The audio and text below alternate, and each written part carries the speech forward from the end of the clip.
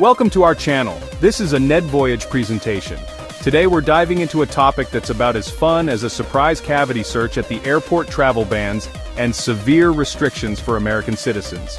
That's right folks, because apparently land of the free doesn't always translate to welcome wherever you go. Whether it's due to simmering political tensions, genuine safety concerns, or just a good old-fashioned case of you're not on the list, these are the top 10 countries where travel for Americans is either banned outright or comes with enough red tape to make a bureaucrat blush.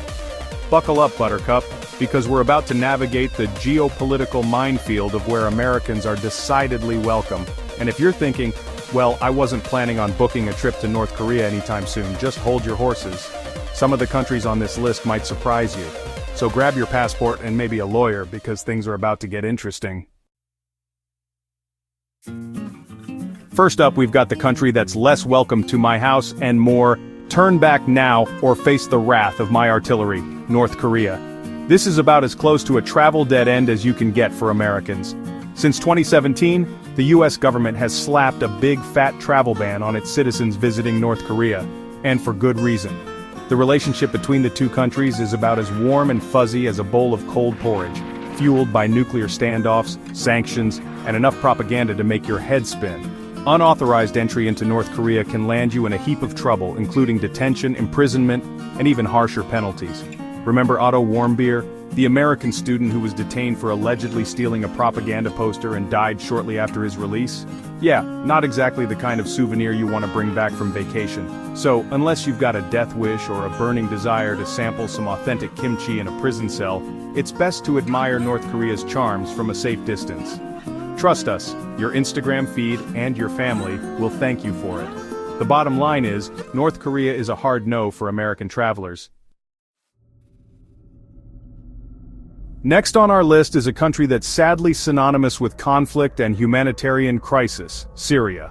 Now I know what you're thinking, John, only a complete moron would even consider going to Syria right now. And you'd be right, but that doesn't mean we shouldn't talk about it. After all, the US State Department has issued its highest level of travel advisory for Syria, a big flashing neon sign that screams, "Do not go." Why so serious, you ask? Well, for starters, there's a brutal civil war raging on with various factions vying for control.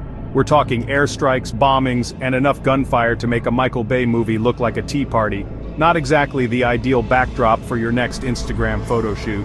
And if that wasn't enough to deter you, there's also the very real threat of terrorism.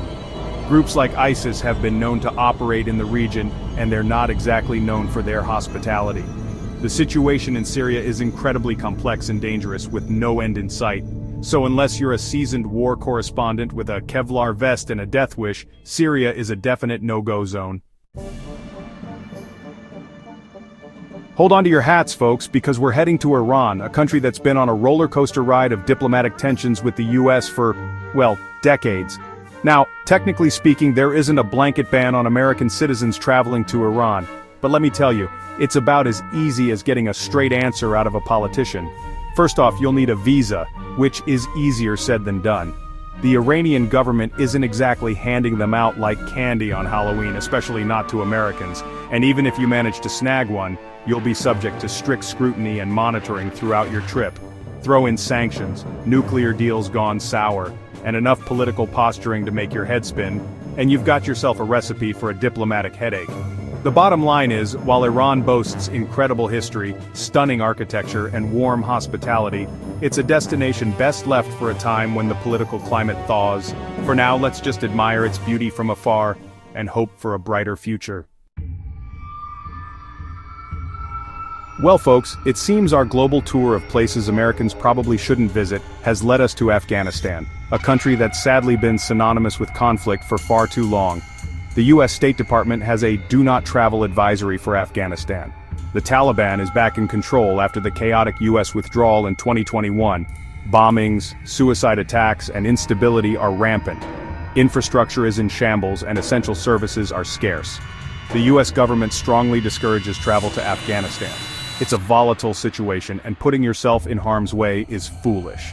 Unless you're a humanitarian worker, Afghanistan is a hard pass. Let's hope for peace and stability soon. But until then, stay far away. Our journey brings us to Russia, land of vodka, borscht, and political tension.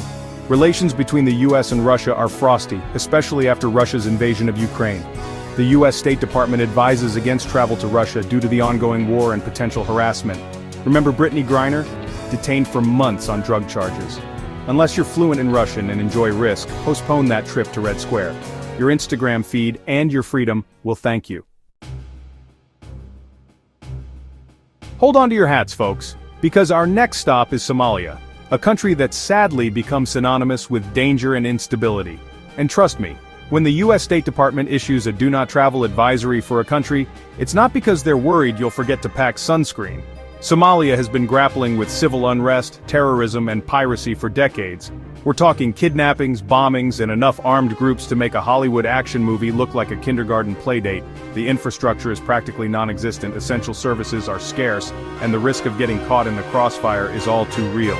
The US government has made it crystal clear, traveling to Somalia is incredibly dangerous and strongly discouraged.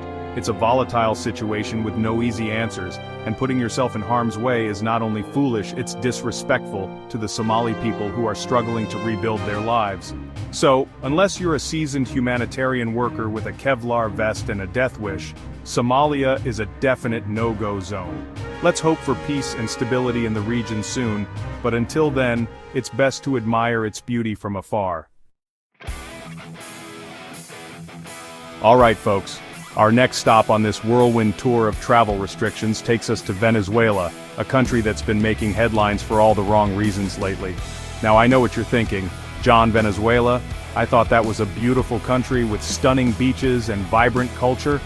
And you'd be right, it is, or at least it used to be. Venezuela has been in the throes of a political and economic crisis for years, with hyperinflation, food shortages, and political instability becoming the norm.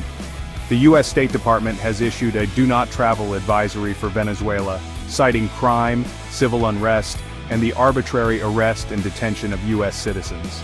The country is also struggling with high crime rates, especially in urban areas.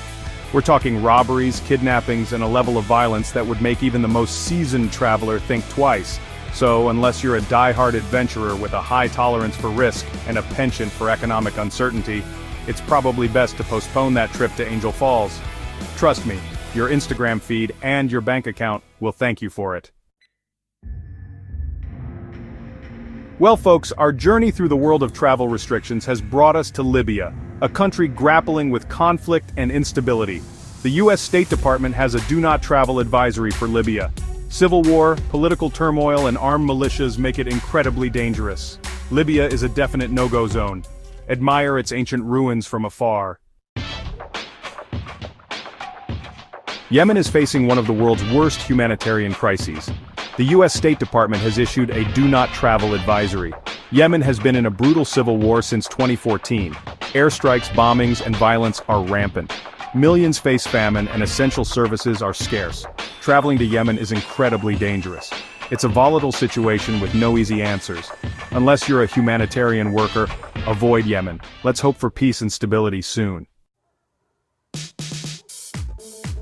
And last but not least, we arrive at Belarus, a country that might not be embroiled in a full-blown war, but is certainly no walk in the park for American travelers. Think of it as that house on the street with the overgrown lawn, and the guy who always seems to be watching you from the window. Belarus has been ruled with an iron fist by Alexander Lukashenko since 1994, earning it the charming nickname, Europe's last dictatorship. The US State Department has issued a do not travel advisory for Belarus, citing the arbitrary enforcement of laws, the potential for civil unrest, and the risk of detention for US citizens. The country has also been known to cooperate with Russia, particularly in its war against Ukraine. And given the current state of US-Russia relations, well, let's just say that being an American in Belarus is about as welcome as a skunk at a garden party. So, unless you're a political science enthusiast with a penchant for authoritarian regimes and a high tolerance for risk, it's probably best to postpone that trip to Minsk. Trust me, your Instagram feed and your freedom will thank you for it. Let's hope for a brighter future for Belarus and its people. And there you have it, folks. The top 10 countries where Americans are either banned or strongly advised against traveling. It's a wild world out there, full of political turmoil, safety concerns, and enough red tape to make your head spin. But hey, don't let this list discourage you from exploring our amazing planet. There are still plenty of incredible destinations out there that welcome Americans with open arms. Just remember to do your research, check those travel advisories, and maybe pack a spare toothbrush just in case.